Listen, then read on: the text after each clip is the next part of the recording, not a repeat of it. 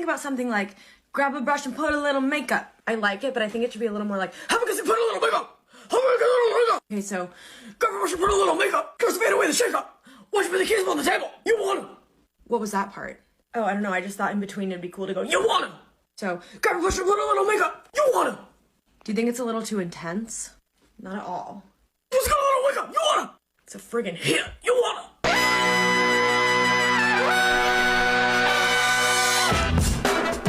Good morning, sweet world, and welcome to the No Dunks podcast on the Athletic Network. It's Thursday, December 7th, 2023. I'm J.E. Skeets here in the Classic Factory, and alongside me, as always, Tass Mellis. Hey, happy Hanukkah podcast listeners. This one's for you.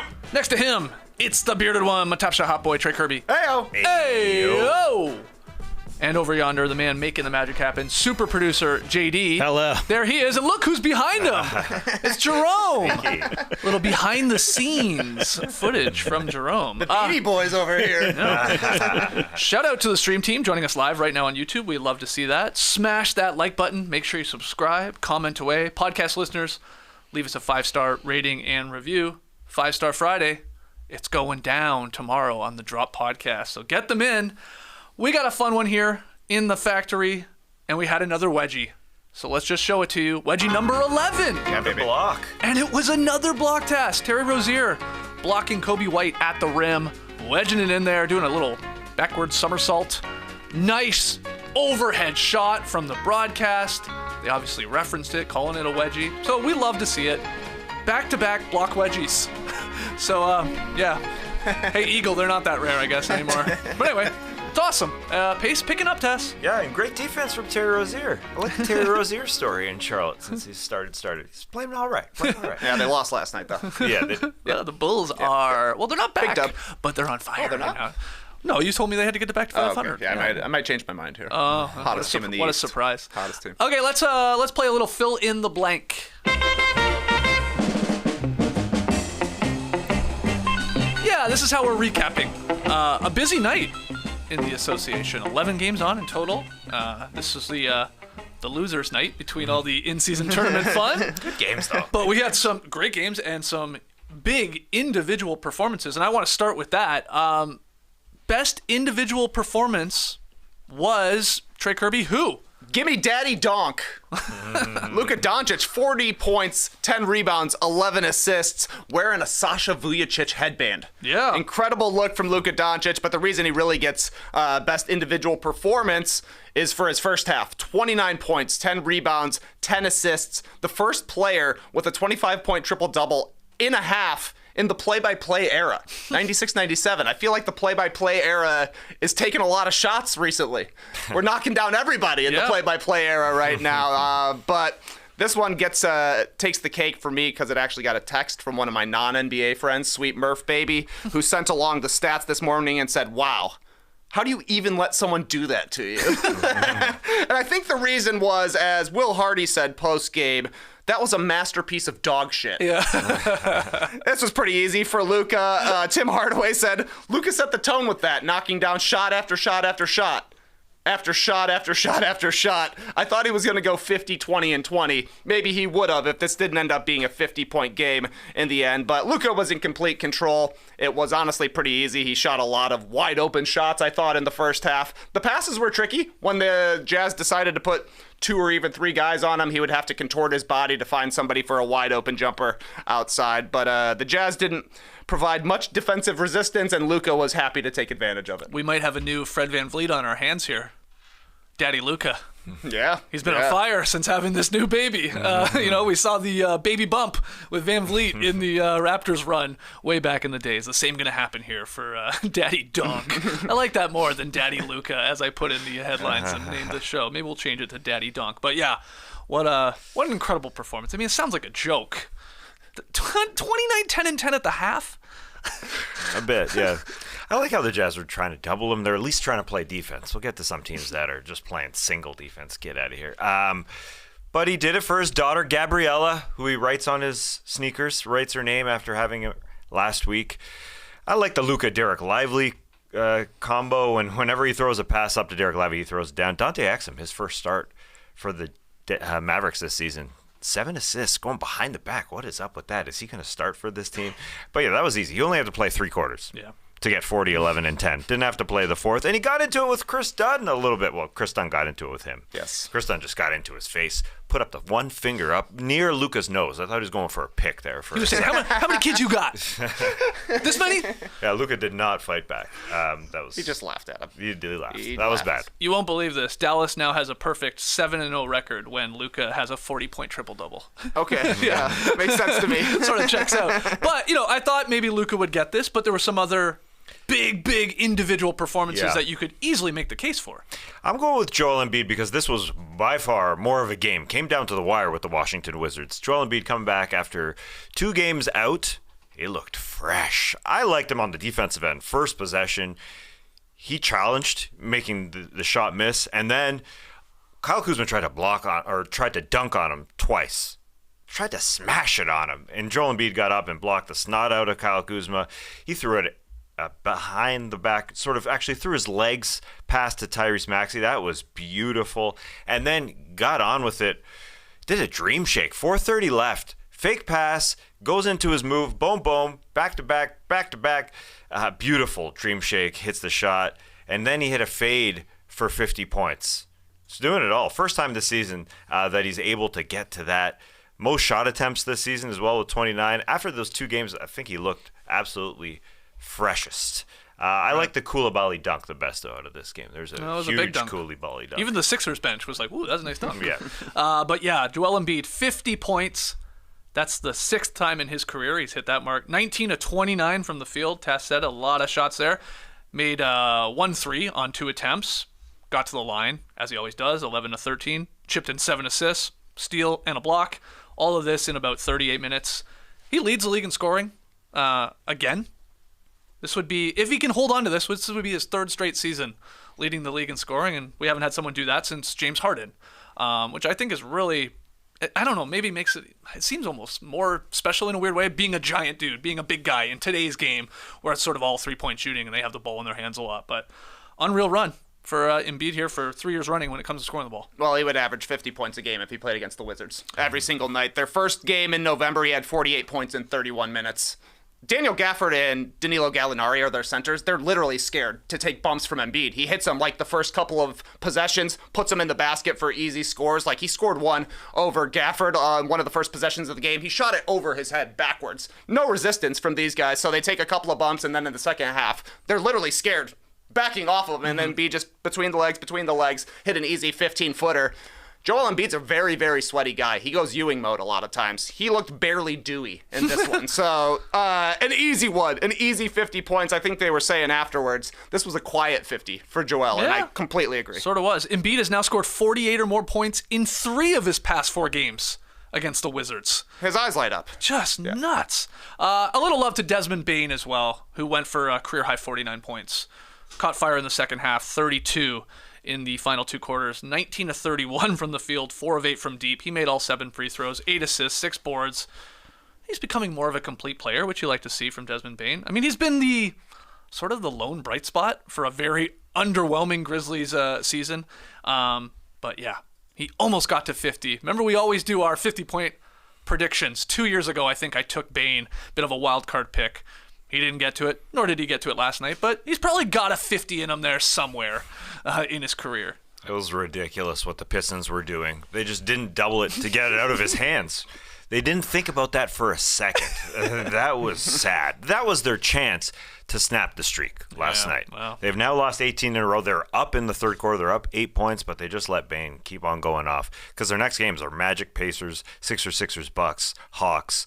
Then they get the Jazz, which they should win, but what's the longest losing streak in NBA history? Like 28 or something? 27? If they keep losing all the way to that Jazz game would be their 25th straight loss. But the record, longest single season streak was, I think, the 2010-11 Cavs. They lost 26 straight. The 15-16 Sixers lost 28 straight. Okay. But that started the previous season as well. Okay. You think the Wizards should beat the Jazz? I mean, the Jazz are bad too. Yeah. But I don't think, the You mean the Pistons. Pistons? I don't think the Pistons should be favored to beat anybody. No. Like that's crazy to say, but this was easy for Bane, I thought as well. It was all jumpers in the first half, mostly wide open. Then in the second half, he started getting downhill, and like you said, Tass, the Pistons did absolutely nothing to change their defense. They stayed in a drop the entire time. Yeah. Jaren Jackson Jr. was setting great screens, so Bane was just stepping into 18-footers for the entirety of the fourth quarter, and they outscored the Pistons, 34-18. This could have been a chance for the Pistons to break the streak, but they're just bad in the fourth quarter, especially. I mean, they're bad all four quarters. The fourth quarter, it really sticks out. Well, let's go to another one here. We'll get to actually the worst teams in the league, and we can debate, is it the Pistons, is it the Spurs, is it the Wizards, is it somebody else? But win of the night, Tass, that would go to who, in your opinion? What's the blank there? Who are you throwing it in with? I guess it's the Clippers. We'll start with the Clippers. The fact that they beat the Nuggets, obviously a championship team, home. It's a healthy Nuggets now with everybody playing. They got down big, but their defense picked up. And as Kawhi said after the game, we still want to come in and be a defensive team. I still feel like defense wins championships. That's right, Kawhi. It does win championships. And it did in this one. But Jokic, although he got blocked a couple times, I like Danielle Tice going up and blocking him. Ivica Zubac got up and blocked him. He missed a lot of easy shots. It was a weird Jokic night. He just missed shot after shot. He was 9 of 32. He missed, That's weird. Yeah, it is seeing weird. That beside his name in the box score. He missed 9 straight shots, both in the second quarter and in the fourth quarter, where they're open. But they just rimmed off. He shot 28%. So, yeah, the Clippers got a win, but really I think it was just Jokic having an off night. And I know Jamal Murray said after the game, it wasn't just because he missed shots. But it was. It really, truly was. They did get up on him, but they're playing one-on-one, and it would have been easy if he hit a few shots. So, yeah, the Clippers are feeling better. There's that. But there was lots of good wins last night. What do you go with there, TK? You going with your Chicago Bulls? Well, I do think the Clippers had the best win, beating one of the top two teams in the Western Conference, if not the complete NBA there. And, yeah, I mean, the Clippers seem to have figured things out a little here. They've won 3 of 4, 4 of 6 if you want to keep looking it back. Ty Lue said, give us 10 games before we figure it out. And they look better now than they did when James Harden first got traded there. But obviously the win of the night goes to the Chicago Bulls, the hottest team in the Eastern Conference right now, of course. Won 3 straight, most consecutive wins in the East. Only the Minnesota Timberwolves have won more games right now at 5. Spurs up next for the Bulls. Spurs kind of got a gift with the in-season, or the Bulls did with the in-season tournament. Yeah. The 2 games they got added on were the Hornets and the Spurs. Thank you very much to Adam Silver for that one. Bulls didn't win 4 straight games all of last season, so they got a chance to have a better winning streak than they did all of last year. And the additional news coming out of Chicago is that Zach LaVine is going to need an additional 3 to 4 weeks of rest. So is that thumbs up for that news? Hey, I don't know. All I know is the Bulls are 3-0 since Embiid has been out, or since LaVine has been out with his foot injury. So, you know, we were talking last week, had he played his last game for the Bulls, because the original diagnosis was that it would be a week and then they would reevaluate. They would get us very close to December 15th next week when a lot of guys become available. Now they're stretching it out to sometime in January. That prediction of yours is looking more and more likely that he's not going to play Yeah. another game for the Chicago Bulls. Possible. I mean, they are calling it an injury, but do teams want to see him come back and play one half? Oh, he's healthy? Okay, we'll trade for him. I don't know. December 15th is a big day when more players can be traded. Yeah. Can't wait. I got a couple other nominations, I guess, for win of the night. Maybe the game of the night, really. Nets over Hawks. 43 lead changes in this game. TK, most since play-by-play statistics Exactly were first right. tracked during the 96-97 season. 43 lead changes. You caught a great one if you went down to the Fortress. And the Nets eventually won it, 114-113, thanks to a really tough mid-range jumper there from Mikal Bridges. He was talking to people in the front row. I love to see that. And that was after, or a counter to Trae Young, who had a big 3 on the possession prior. So really entertaining game. Good win there from Brooklyn. And I also want to show some love to the Rockets, getting a nice win over the Thunder. Dylan Brooks, 23 points. They got the 110-101 victory again over OKC. Houston improved to 9-9 overall. All of their wins coming at home. They have not won on the road, but they are really good at home, having 9 victories there. And the surprise of the night, performance-wise, Aaron Holiday scoring a season-high 22 points off the bench. He hit 6 3-pointers, added 6 boards in limited action. So that's good win there from Houston. I know they can't do it on the road, but still, OKC's a great team, and they beat them. This was a great Wednesday night in the association. I know everybody calling this a boring night because it's not in-season tournament night. I don't care. It was fun. I thought Donovan Mitchell was really good against the Orlando Magic. He did the standard dribble into the lane, take it up way high in his hand over top of another player, over top of Mo Wagner in this case.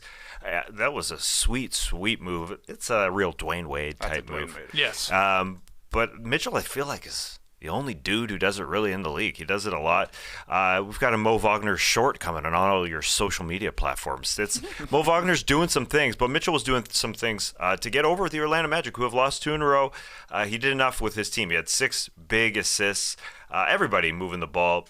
But Paolo Banchero on the other side was awesome, too.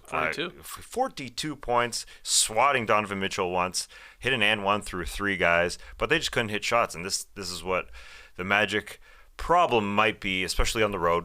Going on the road here where they've lost 2 in a row. They're 2 of 23 from three-point land. That's hard to do. Shoot 8% from 3, miss 21 threes, and only hit 2. That is tough to do. That's Jalen Suggs hopefully back with an injured ankle at some point, too. He went through that real quick.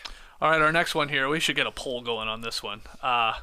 Worst team in the league is blank, Trey Kirby. I mean, there really are 3 solid options. Pistons, Spurs, and Wizards. You're rolling your eyes because you believe the worst team in the league is? It's either the Pistons or the Spurs. I mean, shout out to the Wizards. They are also bad, but Detroit has the worst record in the league, and they've lost 18 straight games. Meanwhile, the Spurs have the worst net rating in the league and have lost 15 straight games. Unfortunately, these 2 teams don't play against each other until January, so we can really see. Oh, wow. That's unfortunate. Both teams are going to be able to make a run here, I think, at breaking the all-time streak for most losses consecutively. Pistons have the Magic and Pacers and then a bunch of really tough teams before they get the Jazz December 21st. The Spurs have the Bulls and the Rockets. Then they've got a bunch of really tough teams before they get the Jazz, Blazers, and Blazers at the end of December. I think the Pistons have a better chance of breaking the all-time streak since they're a little bit ahead, but who knows?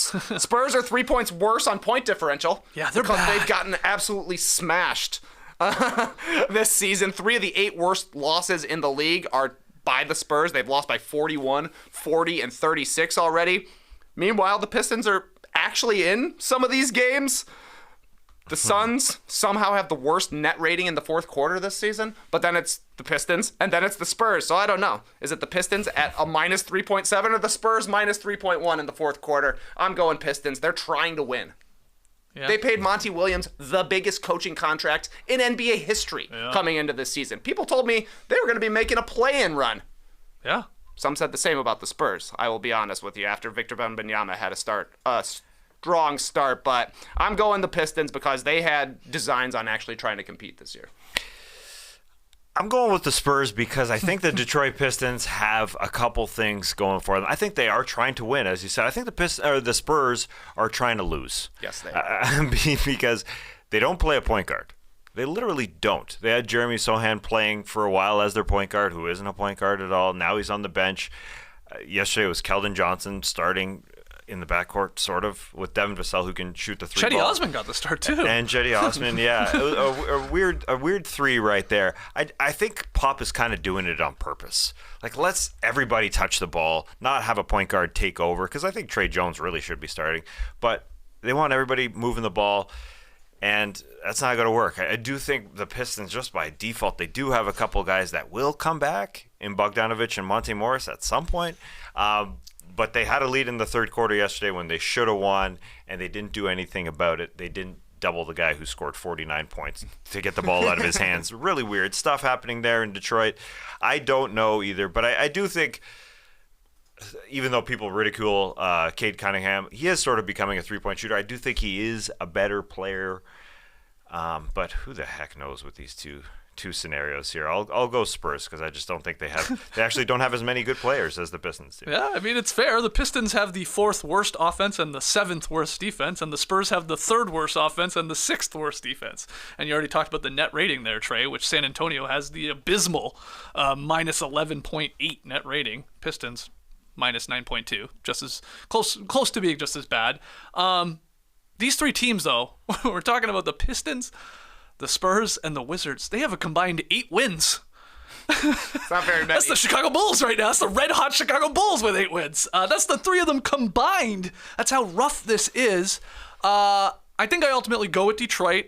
This is quite a streak here. This is tough to do in the NBA. I don't care how bad you are. There are many off nights for good teams in the league, and to rack up that many in a row, that's difficult. But the Wizards, I want to give you this stat, and I want to play trivia with you guys. The Wizards have allowed at least 130 points 10 times this season. They've lost 12 of their last 13 games. They're 3-17. That matches the worst 20-game start in franchise history. And you got to go back to the 2012-13 Wizards for that. Can you tell me the top 5 scorers on the 12-13 Wizards? Johnny Wall. 18.5 points per game. Yes. Marcin Gortat? No. Is that too late? As- It might be too late. Randy Foy? No. You guys. Yeah, he's in the blue and gold jerseys. Who else was terrible? Marcus Morris? They got a Morris on there? No, you don't have a Morris Yeah. on there. You got a one-name guy on this list. Oh, Nene. Nene. Nene, Yeah, 12.6. You're missing a big name. You probably Beal? are. Beal, Beal, yes. 13.9 points per was a game. rookie. Those guys both were playing. Yeah. And they lost. Well, they played at least, 50, 60 games, whatever the heck it was. 2 more names. Drew Gooden get some reps? Probably not. No. What year did you say? 2012-13. 12-13. Okay. Otto Porter? No, good guess. This guy had his own television show, big hit back in the Chris Humphries? 80s, 90s. No. I'm jokingly that he had a TV show because of his name, because of his last name. Phil Donahue? No. Peter Belvedere? Because of his last. Because of the Coopers? Hang on, Mr. Was there a Cooper? Coach. You probably think of this guy as a Blazer, I guess. I think there was a Greek No, guy. you said Porter. I think there was a Greek guy as the dad. I thought you were actually Oh, Mr. Belvedere. not no, Mr. Belvedere. We're obsessed with Mr. Belvedere right the now. Greek guy is the dad. I think. Yeah, I'm 99% sure. Danwell House? Full House. No. Perfect Strangers. He's Balky Bartakamus? He's a No. cute kid. That was the lead of this show. He was a cute kid, was the lead Yeah, of he this was Home cute. Improvement? No. Jonathan Taylor Thomas? I guess Tim Allen was 80s, the man. lead. This is the Oh, 80s. JD's coming through right Kirk Webster. Cameron? Thank you. Webster, yeah. Martell Debster? Martell Webster. Thank you. Yes. Wow. 11.4 Come on, points man. per game. And then Jordan Crawford, who you were never going to get. No, we either. would have. I think we would have gotten Jordan Crawford guessing, but before Martell Webster. What a Wait, you team. guys didn't watch Webster, I guess, either. Was the guy Greek? Am I crazy, JD? Tass? I think so. Yeah. Yes, he had a Greek way about him. Anyways, I think he was. He did have a Greek way about it. Yeah, I do remember that, but I never watched Webster. Really, it's just Oh, a little, yeah. Loved a little Webster. before. Yeah, I missed Webster a little bit. Yeah, that for you it makes a little more sense. bit, I thought you'd be in your wheelhouse. Bradley You know, Beal- there's never been an NBA player whose last name was Belvedere. wow. Just One a day. factoid right there. So let me give that to you again. The 5 guys on that 12-13 Wizards that scored over 10 points per game were Wall, Beal, Jordan Crawford, Nene, and Martell Webster. I didn't go Beal because I thought that was the year before he was drafted, but that was the year he was drafted. Yeah. 12. Yeah, he's a He's a rookie. rookie. He's coming in. They have But a high pick. Martell Webster, that show ended in 87. Webster, yes. Yeah, not Martell Webster. So, Would- an 80s show, that's what I said. 80s, 90s, he said.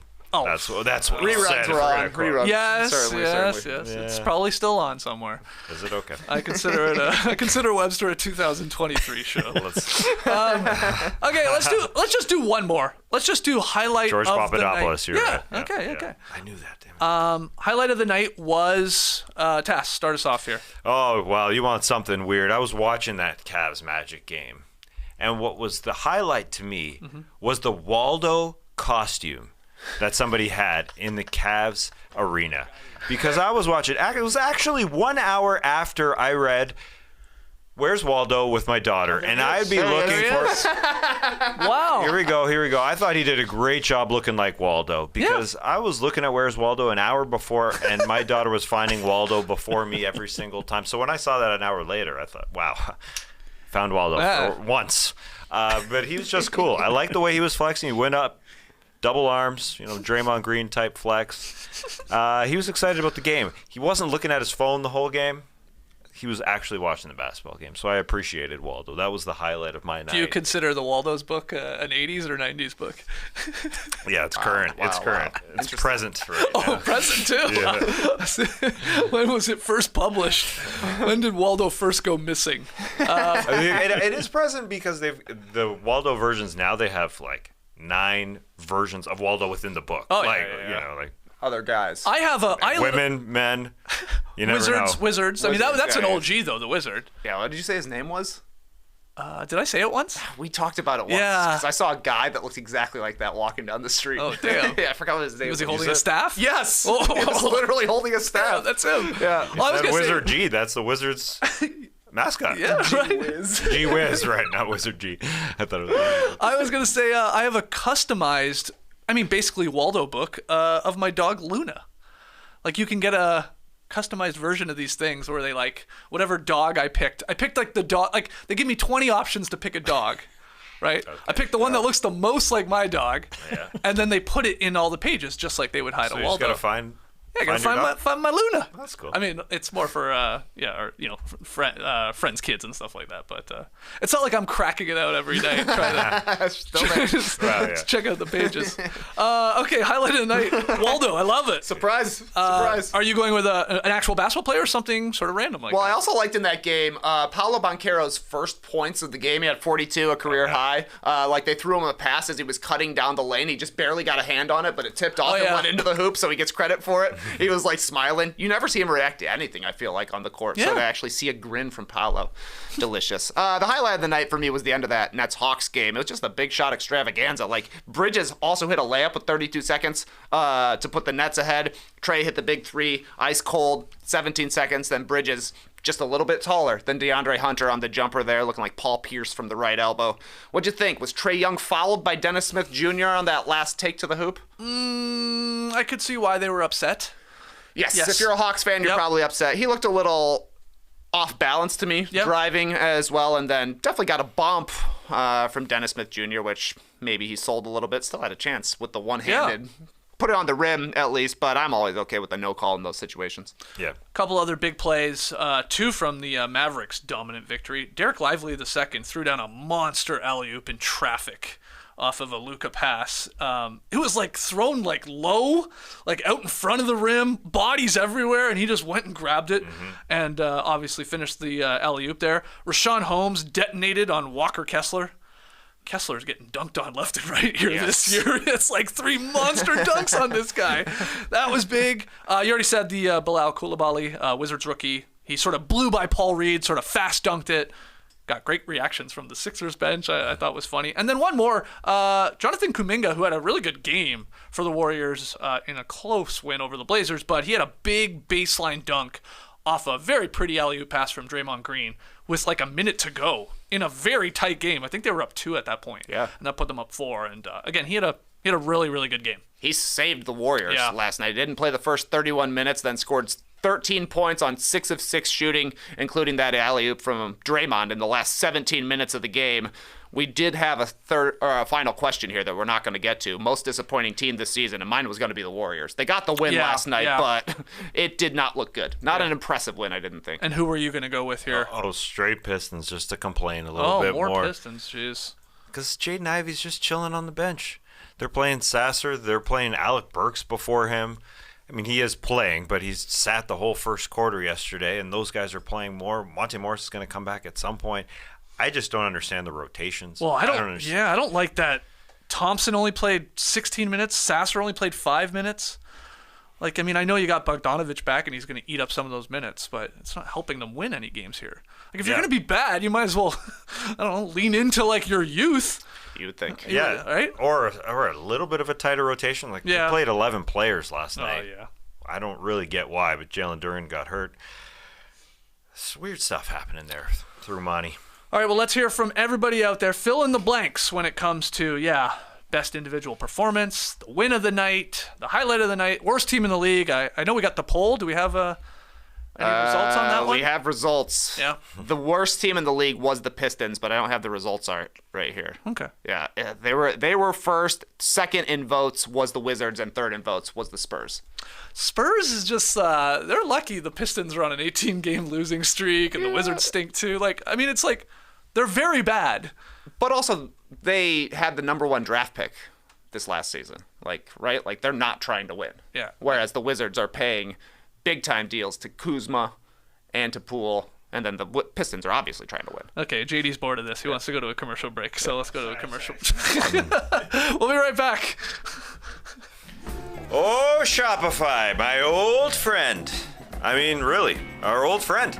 We used to have a Shopify store before getting with our new t-shirt retailer, who is actually our actual friend, had to help our friend. But we do miss Shopify. It's so easy. Shopify is the global commerce platform that helps you sell at every stage of your business. From the launch your online shop stage to the first real life store stage, all the way to the did we just hit 1 million orders stage. Shopify is there to help you grow. Whether you're selling scented soap or offering outdoor outfits, Shopify helps you sell everywhere. From their all-in-one e-commerce platform to their in-person POS system, wherever and whatever you're selling, Shopify's got you covered. Shopify helps you turn browsers into buyers with the internet's best converting checkout. 36%, check that stat, better on average compared to other leading commerce platforms, and sell more with less effort thanks to Shopify Magic. This is interesting, your AI-powered all-star. And December is the perfect time to shop on Shopify if you want to request Jimmy Butler's Big Face coffee hat for Christmas. Like I just did. You see that? That's how you do it.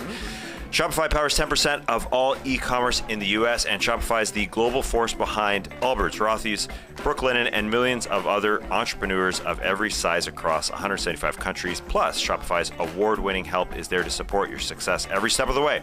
Because businesses that grow with Shopify. Sign up for a $1 per month trial period at shopify.com/nodunks, all lowercase, shopify.com/nodunks now to grow your business no matter what stage you're in. Shopify.com/nodunks. All right, we got something fun in store here. Trey, we are going to be ranking the top 5 picks of the 2020s, and you've got the tier system all ready and loaded. That's right, Skeets. It works perfectly. We're about 20 games into this season. We've got 20 top 5 picks in the 2020s. Tuh! Send it. Love it. First one's going to be easy. We're ranking these by tiers, your classic S, A, B, C, and D tiers. Our first candidate is the number 1 overall draft pick from the 2020 draft, and I think he's going straight to the S tier here. It's Anthony Edwards. Yep. Yeah. This is the definition of a number 1 pick. Yes. You want him to become the cornerstone of your team. You want him to become your franchise leader, and if he's super charismatic and beloved, even better. That gets him into the S tier. Yeah. Easy one. And they're like, oh my God, like they're the best team in the league right now. They're the best team in the league right now. It's crazy. They got to win last night as well. Yeah. Anthony Edwards is hurt right now, though. Yes. Only played a little bit. But Rudy Gobert. Man, he got some roast beef last night. He got some roast beef last night. 21 Good rebounds. stuff. Yeah, good stuff. This one may be an easy choice for our tier as well. James Wiseman. No. He went number 2 to the Warriors in this draft.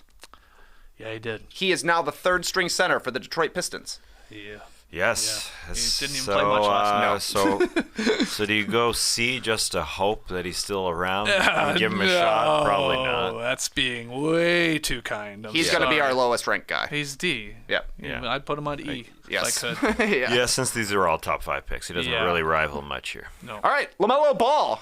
Complicated one. Great when he plays, injures his ankles all the time. And, of course, the Hornets are not great. No. I mean, yeah, that run that he was on there before he went down with the latest injury was amazing. Like, it was the best ball he's been playing, probably of his career. He's obviously been an all-star before. He gets numbers. Hasn't turned into a bunch of victories. But is it weird to... It has to be A or B. Yeah. And I sort of think A. Unless we're really holding it against him, his ankles that he got from his daddy. I'm sure there's some people that would throw him in that S column. Oh, I would definitely. Whoa, yeah. Yeah, being an all-star, still obviously ridiculously young. I would put him in A.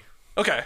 Give it a shot. You saying that you're even considering S tier, then I'm totally fine with A tier. Yeah. And you as well? Yeah, I'm actually surprised. I probably would have had him in B tier because The ankle injuries are a problem to me. Like, it happens a lot. It tends to be bad luck. I do feel like with LaMelo, he stepped on fans' feet in the crowd twice last year.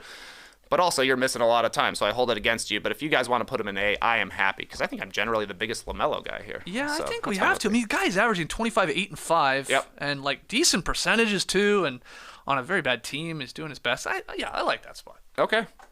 Patrick Williams, he was the 4th pick in the 2020 draft, fallen out of the rotation, or at least out of the starting lineup, got supplanted by Torrey Craig.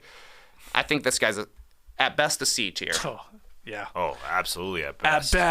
At best. But he is, like, okay, Patrick Williams, he's better than James Wiseman. Now, it doesn't mean he can't be in the same tier as that guy. But I'm fine with a C tier. You see, I mean, look, I mean, it's few and far between, but you see the flashes. You see why he's a top 5 pick. You really do. But then he's just non-existent for games at a time. Yes. Or he's just straight up bad. So I'm fine with a C tier, but is anybody making the case for D? I can't make the case. He was better last year in that he shot pretty well from 3. He's a 41% shooter from 3. Yeah. So if you want somebody that plays hard and goes after it, look somewhere else. It's not Patrick Williams, so I mean, I'm fine with a D, but yeah. What would what would be your pick. call? C? D. Whoa. Wow. Yeah. Unfortunately, Jesus. like I've got a Patrick Williams rookie, several of them. I was hopeful. He was the number 4 pick. He was the fruits of their previous tank, and it just has not. It has not paid off. What about this? Oh, he's only 22 years old. I love it. I love it. He's been in the league for 4 years. Okay, D it is. Yeah. Anyways, he's still better than this guy, who's our next candidate. The last top 5 pick of the 2020 draft, Isaac Okoro. I saw him play last night. He was out there. So you think Patrick Williams is better than Isaac Okoro? Easily. So then that Easily. means you're Yeah. putting him in a D. I think Okoro is a D as well. Yeah. Oh, you hate the Okoro. He doesn't know Scoro, as you said once, but he plays defense at the very least. He plays hard. That's why he gets in the D tier. Yeah, that's fine. I'm more of a C man with Okoro, hoping. Well, I mean, if he's a C, then Patrick Williams is easily a C. Patrick Williams Well, that's is a what lot I would. better than That's Okoro. sort of why. Yeah. That's why I'm worrying we're gonna have like this entire D row here, but I think it might be full, actually. okay. I don't think we're going to get anybody else in the D Yeah, tier. now that I look at the rest, you're probably right. He's the junkyard dog. He plays perimeter defense. Patty doesn't. Patrick Williams doesn't as much. Anyways, Patrick Williams is a better defender. Patrick Williams is better than everything than This is Isaac fine. Okoro. Those guys That's need to be. easy. They need to be in the same tier. I agree. I Yes. think that. So Yeah, if we're yeah, going yeah. C or D, which we are, then fine. Okoro's been replaced multiple Yeah. times. They keep replacing him. they all will. right. Yep. 2021 draft, Cade Cunningham. He was the number 1 pick. Obviously, the Pistons are among the 3 worst teams in the league, and Cade, he's almost up to an average player PER now. I think he's at 13 Yeah, it's right getting now. a little bit better. He's been making more threes lately. He does get to the line a little bit more. To me, he's probably, if you want to be kind, he could be a B tier. That's where He's would. an okay player, but he was the number 1 draft pick, so higher expectations. That's a good point. Good point. I think B feels right, but it hasn't been pretty. No. We do tend to make excuses for him. Some people think people go too far with that. Some say maybe he's just not as good as you think he is or is going to become. But I still am holding out hope, so I'm fine with a B. Probably a low B. That would be my lowest. I think I could squint and say A, because as soon as everything gets a little bit better around him, he gets way better. The fact that guys that are 1 pass away can't hit threes on his team, like, that is more of an issue to me, because he has grown. 10 straight games of, well, he was 39% through 10 games from the three-point line. He is growing.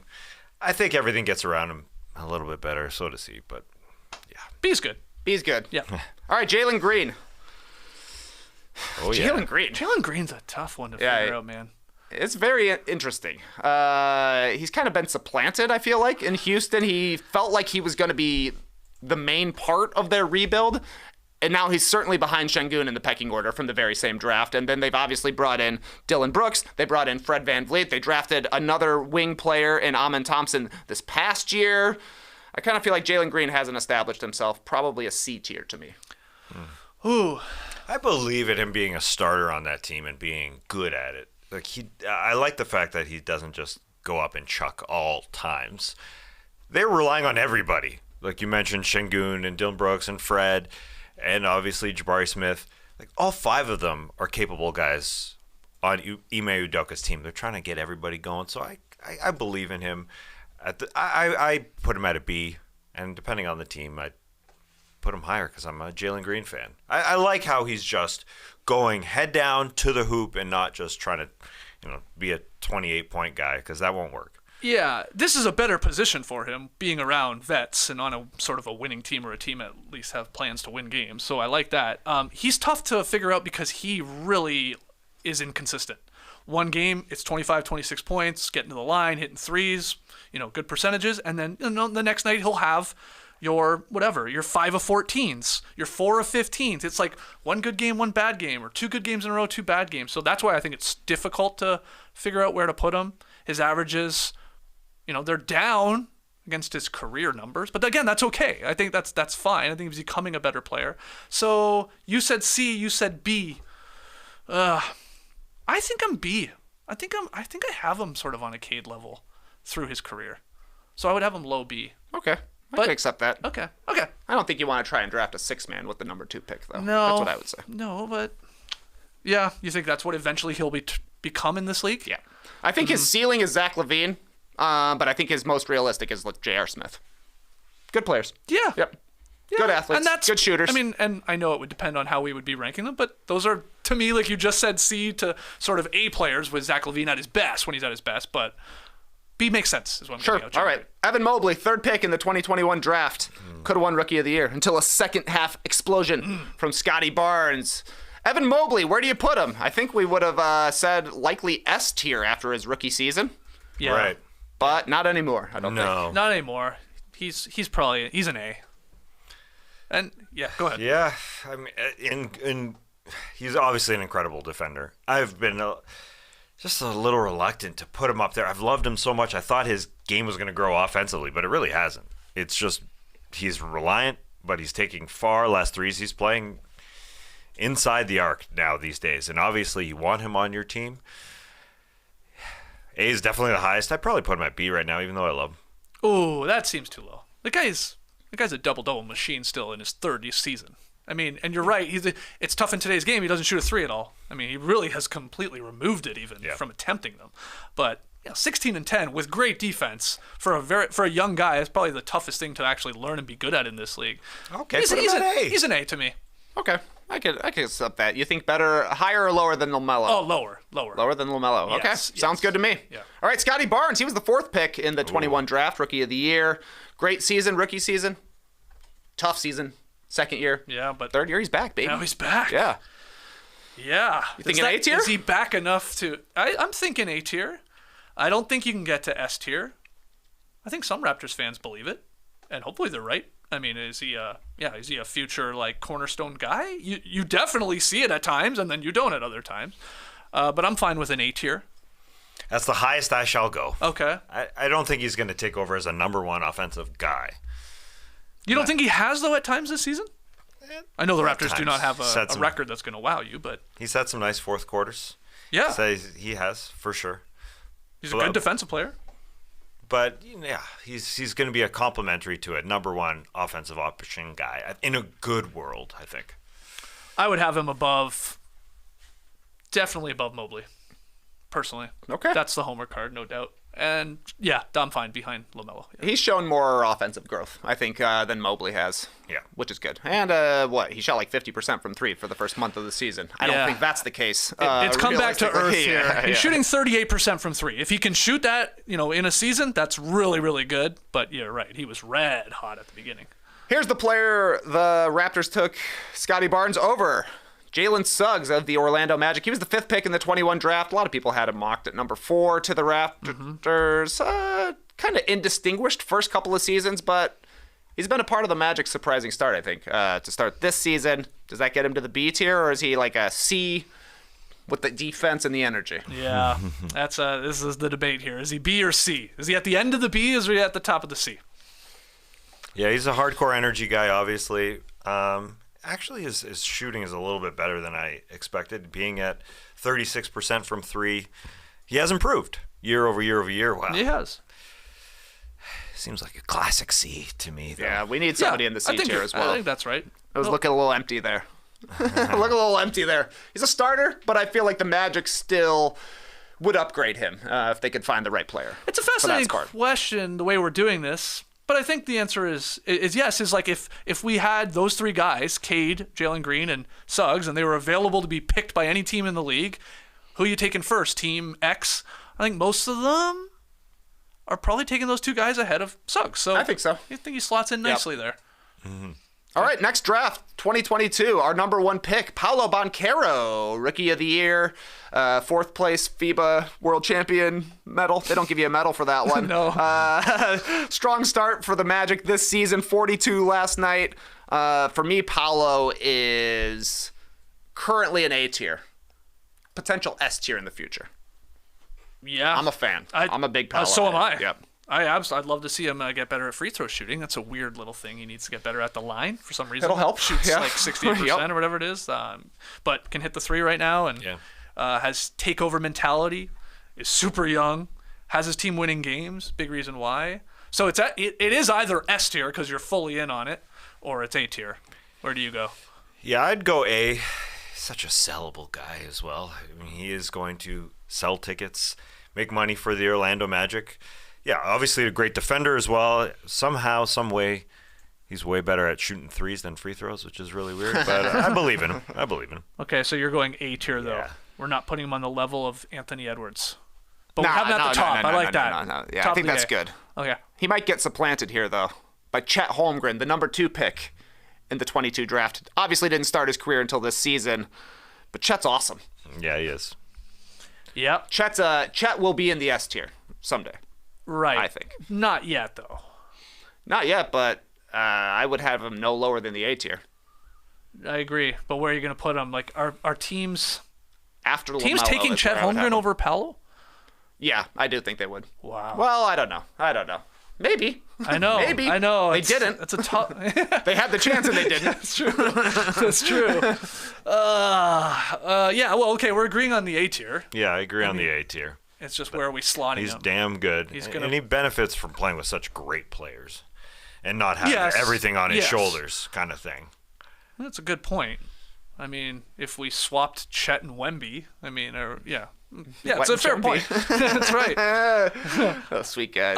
Okay, so are we putting him behind Paolo, ahead of Paolo, behind LaMelo, ahead of LaMelo? Where's Chetty going? Or slipping in that skinny man right there. Okay. I don't know. I kind of like him next to Paolo. Yeah. I kind of do. Keep that synergy. Yeah, okay. Keep that 1-2 synergy. Definitely over Barnes and Mobley. Yes. I think that's clear. This guy is a great defender, getting after it, like 2.5 blocks. And he's great offensively. And he can stay on the floor. So I'd put him over LaMelo. He's not getting injured. I love he did miss his whole rookie season. Oh, yeah, that whole season. He did get injured. I love all the anecdotes you're hearing, though, about, guy, like, he's got an attitude. Oh, yeah, Chet he does. Holmgren. Like, he's, and, like, all these, like, vets that are usually very hard on rookies or obviously going to test rookies are like, oh, yeah, no, he's got it. He's got that mentality. So that's sort of fun. So, okay, I like where you got him there in the A tier group for sure. Number 3 pick, Jabari Smith Jr. He was maybe going to go number 1 in this draft. I like him. He's a solid player. He's been hitting the glass, been hitting some threes. Just seems to be a supporting player. I feel like he's a B-tier guy, kind of. Yep. Yeah, I was going to say, is anybody going to try and sell me on a low A tier? But I think B's good. He's just good. He's good. This guy, I don't think is going to be a superstar on any team, but you could see him having a very long career and helping out. So that seems like a B guy to me. The Rockets starting lineup is full of capable, good players. To me, is Jalen Green and friends. So, yeah, I think he should join the Bs. Would we have him at the bottom of the Bs, considering we have Cade and Jalen there? Or, like, I think... I would take Jabari Smith over Jalen Green, at least. Yeah, okay, put him in the middle then. I think Cade still... Most people would be taking him over Jabari. Jalen's got hope, but I understand now. I understand right now. Okay. All right, Keegan Murray, he was the number 4 pick. Shot the ball incredibly last season for the Kings. Not a shooting it quite as well this season, but he's trying to play defense, and now he's got a twin brother in the league as well. So does that help him in the him. rankings? Yeah. Yeah, he's really bad at shooting right now. Although the last couple of games, he's getting it going. He hit 4 against the Pelicans, went 2 for 5 in the Nuggets win. So that's going to tick up. The guy's not going to be a 30% three-point shooter. He's got a beautiful stroke. He's confident enough. He is playing defense. I've talked about that a ton. He's at least trying on that end. I like what I've seen from that side of the floor. So I think he's a B. Keegan Murray. I think I'm high on him. You're not as high. I mean, I like him. I can't want tell him if on you my guys think team. he should be an A or an C when I'm saying B. Oh, I think it's between B and C for Yeah. me. He's an older guy as a young player, and he just looks. He's probably a B tier. Like him and Jabari Smith Jr. could have very similar careers, being the third best guy on a lot of good teams. Yeah, he's a complimentary guy. That's absolutely true. Again, I am taking into consideration last year and obviously his potential. If it was just this season, then yeah, he's probably lower. But it's his entire breadth of work here. So B tier. All right, final draft pick of the 2022 draft. Our number 5 pick, Jaden Ivey. Oof. Tough to say what we've seen from Ivey. Yeah. I mean, he was okay last season. I feel like he's been okay when he plays, but they keep him off the court quite a bit. Yeah, it's Monty's fault. It's all Monty's fault. He's good. He's good. He's better than what he's showing. He's at least a C. Would you put him higher than Jalen Suggs? Is really the question here. I don't think so. Yeah. I don't know if he's a C It's tier. tough. It's tough. It's just impossible to say. What? Okay. Trey, you're always good at this. impossible. What's Jaden Ivey's best case scenario that he turns into? Like, what's his ceiling, and then what's maybe more his realistic sort of outcome? Oh man, that what's tough? his ceiling? Yeah. Like okay? His ceiling is Reggie Jackson. Whoa. Okay. That's low. Damn, I'm crouching in your basement, man. That's the ceiling, man. Hey, Reggie Jackson's good, man. Like he's had a 10-year career. Okay. Yeah. What you wanted me to say? John Wall? No, You want me to say John Morant? No. I'm just trying to find an athletic guy who's Yeah. a pretty good scorer with the ball in his hands, and you don't really know what else he does. Yeah. I mean, you mentioned J.R. Smith. He's not as good a shooter right now as J.R. Smith, but that type of guy. Okay, think so would be the literally ceiling. right now his ceiling is Reggie Jackson, and what his floor or his comp that he could be is Dennis Smith Jr. When you put it that way. That's not a great window. God, I hope we get more from him. I mean- either in Detroit or in a potential trade or something, and gets unleashed on a new team. He came through last year. They started him every single game. Here you go. You're the guy. This year he's injured. Then he comes off the bench. So Monty just doesn't trust him. They don't trust him. No. So I think he should be better. Okay, so we have him at C. We think it's a little crazy to put him in the D's.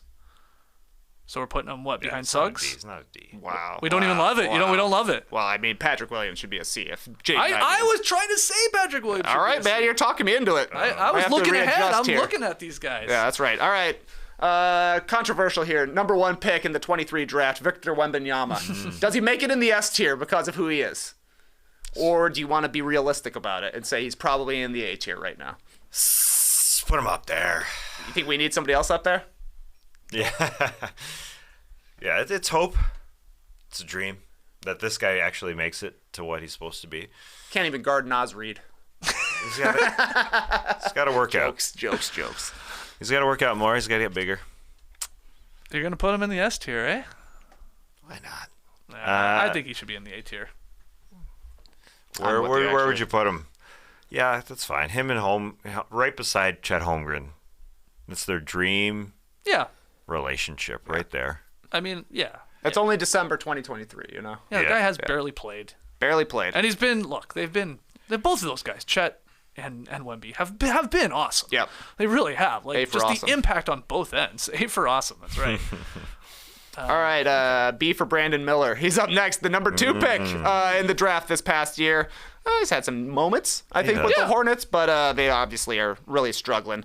A solid B to me, I would say. I agree. Yep. I got no problems with a guy that can shoot 39% from deep and, does contribute. His tries. When you see him out there, he's not. They don't exploit him or anything like that. Okay. Yeah, B.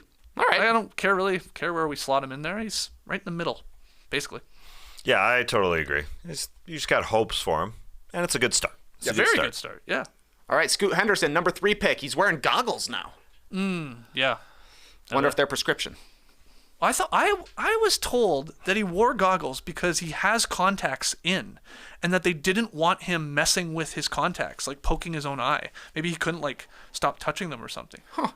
Somebody could fact check me on that. That's That's pretty weird. I know, it's really weird. Yeah. So they're okay. they're prescription goggles? No, I'm saying he is just to wearing protect him. contacts To protect and like his- To Yeah. protect him touching his eyes that's what ever. I swore I heard that It's a somewhere. lot of lenses on your face. I know. Oh, that's a good reason for him starting slow. There's these new Yeah. New vision. Yeah. He's adjusting to his eyes. I think he's a C right now. Hasn't done much to start his career. Has been injured, in and out of the lineup. He's back now. Yeah. I would have him ahead of both those guys in C. Okay. Would you pick Brandon Miller over him if it was redone? If the draft was redone? Am I trying to win a game tomorrow? Yes. Yeah. Yeah. But if it's like still the idea of like this guy's a potential franchise guy, or you're hoping that, then I'm sure the equation changes a little bit there. But right now, yeah, I gotta go Brandon over Scoot. That's fair. From what we've seen through 20 games. So far, he has not been good. Yeah. All right, talking Twins here. Number 4 pick, Amen Thompson. Just had a huge game in the G League. Mm-hmm. What's their G League team? Vipers? Rio Grande Valley Vipers? Yes, I think so. I think so. They definitely Yeah, used to yeah. be called that. Yeah, I think he had a near 5x5 in the G League, actually. Yes, people were tweeting at us. Yeah, but That he's in a tough spot. There's just so many guys Yeah. on the Rockets right now. We've already gone through 2 of them. They signed 2 free agents over the summer who play similar positions to Thompson as well, and then their best player is another young guy in Şengün. So I don't really know what to do with this Thompson. Yeah, this of all the guys, has he played maybe the fewest? Oh, he has for sure. He's played 4 games in the NBA. Okay, that's not very many. No, that's not very many, and it's not like he was lighting it up in those games. D tier. I think he sort of has to be. It's a start. Yeah. Yeah. He can work his way up. But Yeah, I I am agree. still a fan of both of the Thompson twins. Yeah, okay, sure.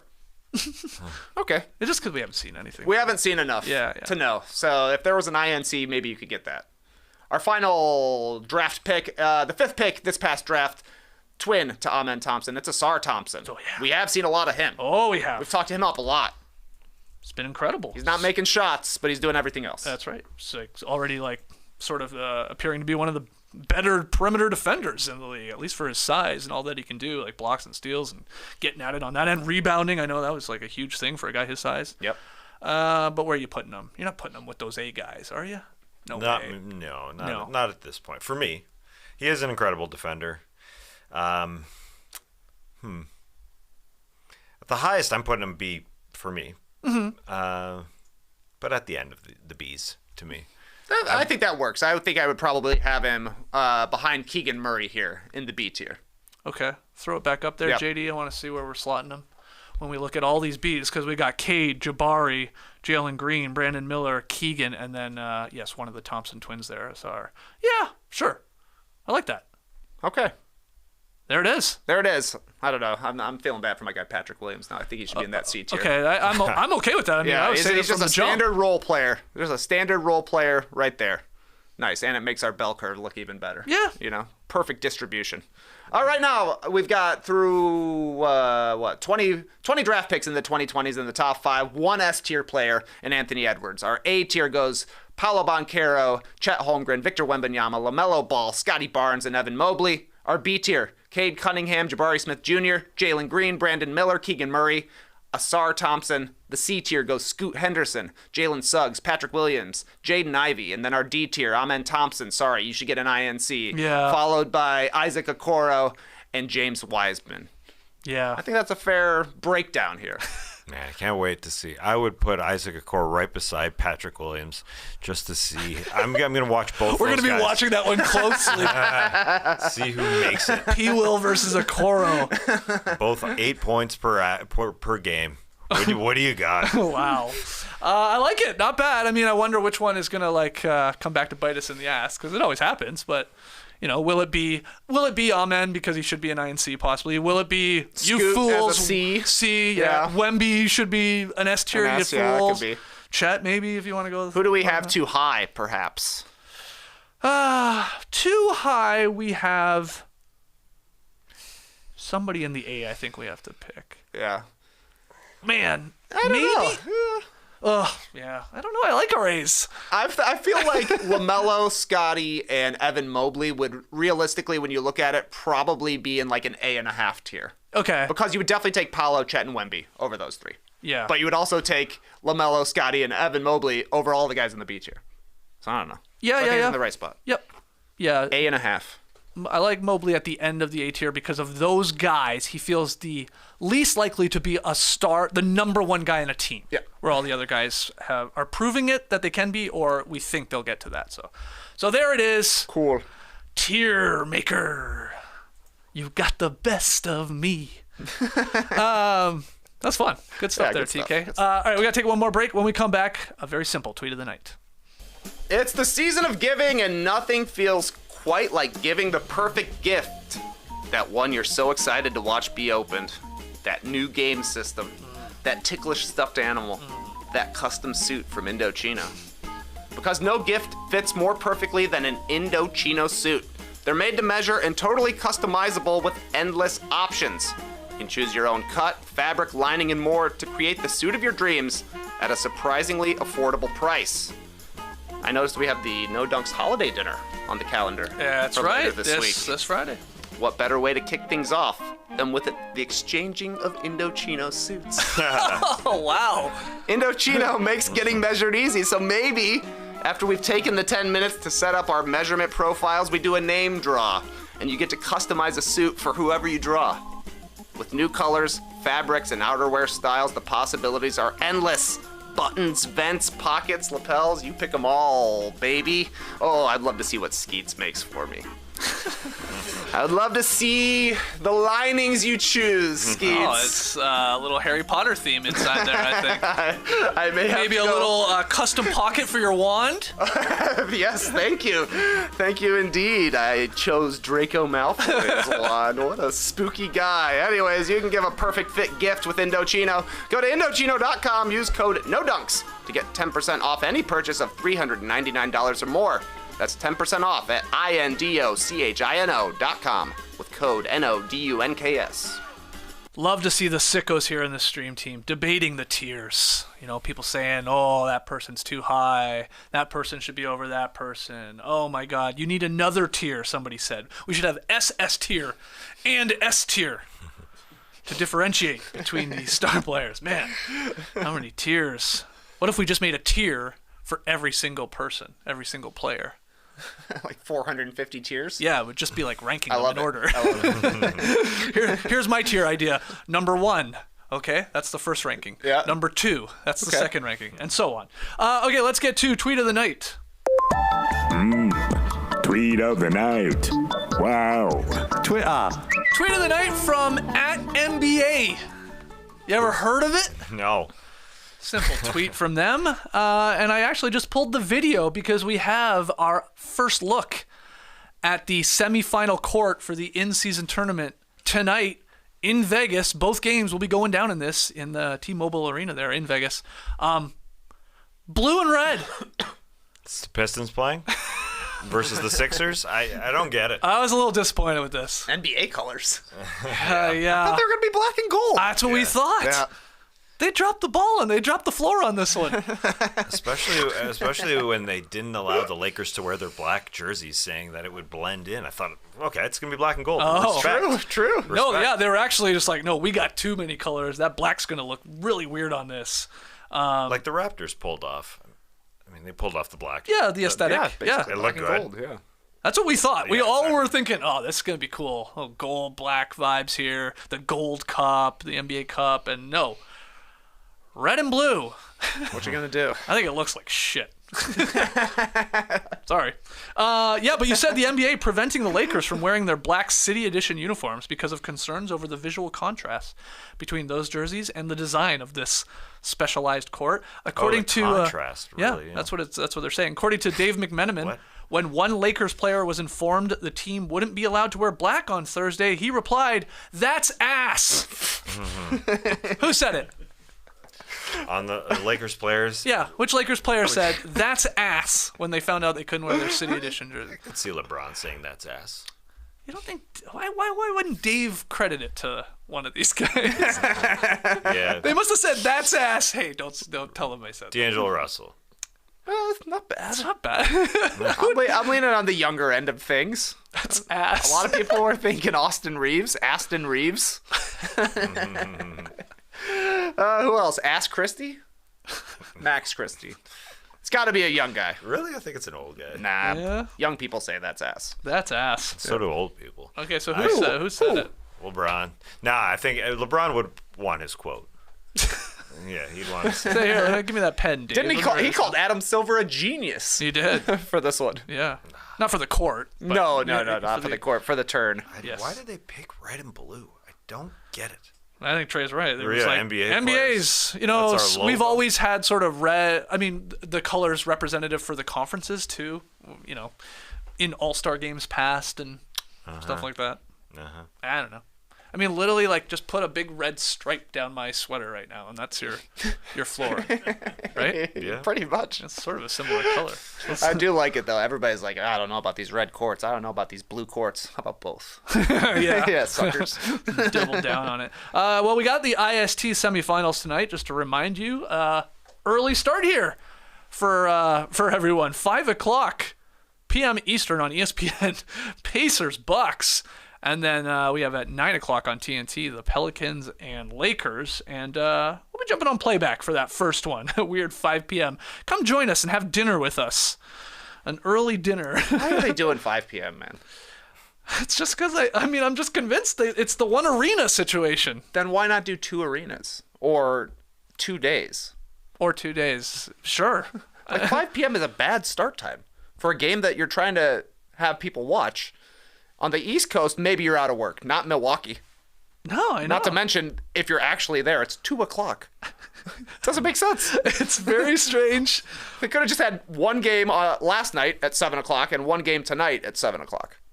Easily. Yeah. Don't you think the team that would have played on Wednesday, though, would then, or excuse me, the team that would have played tonight on Thursday would be upset that the team on Wednesday that went to the final had another day of rest?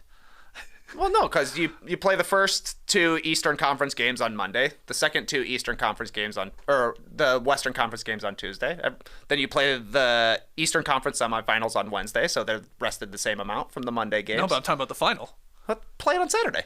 Yeah, exactly. And then the Eastern Conference winner will be like, we got more rest than the Western Conference team. That's the issue.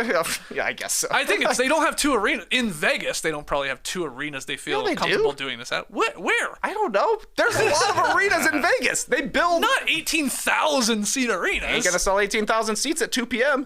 Probably not. Probably not. Not with There's the court, no not with reason court to start that a looks game like at 2 that. p.m. in the middle of the week. I know. They're going to close all the buffets at 1 p.m. and say, you got to go to this game now.